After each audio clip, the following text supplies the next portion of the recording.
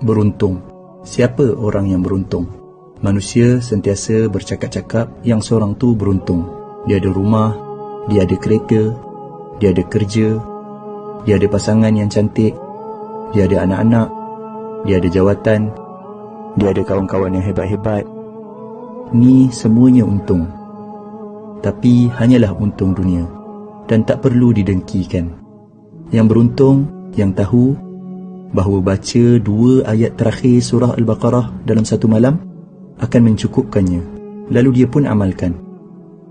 Yang beruntung, yang tahu bahawa siapa baca ayat Al-Kursi selepas setiap kali salat, tiada halangan untuk masuk syurga kecuali mati, lalu dia pun amalkan.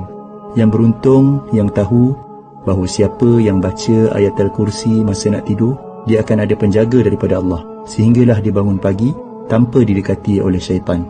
Yang beruntung, yang tahu bahawa baca surat Al-Ikhlas 3 kali menyamai pahala khatam Al-Quran Al-Karim, lalu dia pun amalkan. Yang beruntung, yang tahu bahawa siapa minta ampun untuk seluruh orang beriman, lelaki dan perempuan, Allah akan menuliskan 1 pahala bagi setiap seorang tadi, lalu dia pun amalkan.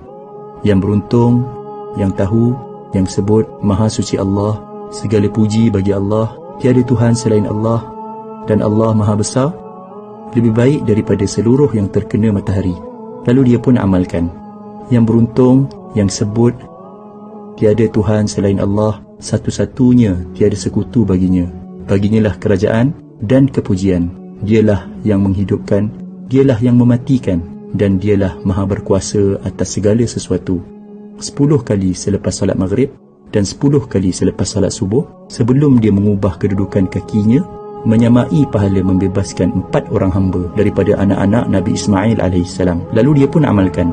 Yang beruntung, yang tahu, yang siapa yang sebut ketika mendengar azan, Ya Allah, Tuhan yang menguasai seruan azan yang sempurna ini dan salat yang didirikan, kurniakanlah kepada Muhammad kedudukan yang tinggi dan terpuji, dan bangkitkanlah dia di kedudukan yang terpuji yang telah engkau janjikan. Dia akan mendapat syafaat Nabi Muhammad sallallahu alaihi wasallam pada hari kiamat. Lalu dia pun amalkan.